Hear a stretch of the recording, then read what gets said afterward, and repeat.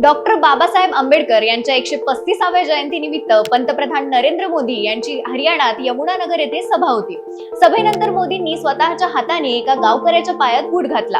आता याचा व्हिडिओ सध्या व्हायरल झालाय। पण नेमकं देशाच्या पंतप्रधानाने असं का केलं असेल आणि तो माणूस नेमका कोण होता, चला जाणून घेऊया आजच्या व्हिडिओच्या माध्यमातून। यमुनानगर जिल्ह्यातील कैथल तालुक्यात येणाऱ्या खेरी गुलाम अली गावातील व्यवसायाने शेतकरी असलेले रामपाल कश्यप हे गेल्या 40 वर्षांपासून भारतीय जनता पक्षाशी जोडले गेलेत।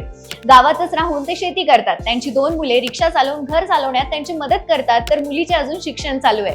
रामपाल यांनी 14 वर्षांपूर्वी जोपर्यंत देशात भाजपचे सरकार येऊन मोदी पंतप्रधान होत नाहीत आणि त्यांच्याशी त्यांची भेट होणार नाही तोपर्यंत पायात कुठलंही वाहन घालणार नाही असा संकल्प केला होता। उन्हाळा, पावसाळा, हिवाळा या ऋतूंमधून जात त्यांनी आपला संकल्प कायम ठेवलाय। एवढंच नाही तर स्वतःच्या मुलाच्या लग्नातही ते अनवाणी फिरत होते। देशात भाजपचे सरकार तर 2014 मध्येच आले, पण मोदी यांच्या भेटीसाठी मात्र त्यांना 10 वर्ष वाट पाहावी लागली आहे। शेवटी दिल्लीच्या मुख्यमंत्री रेखा गुप्ता यांनी त्यांची भेट करून दिली।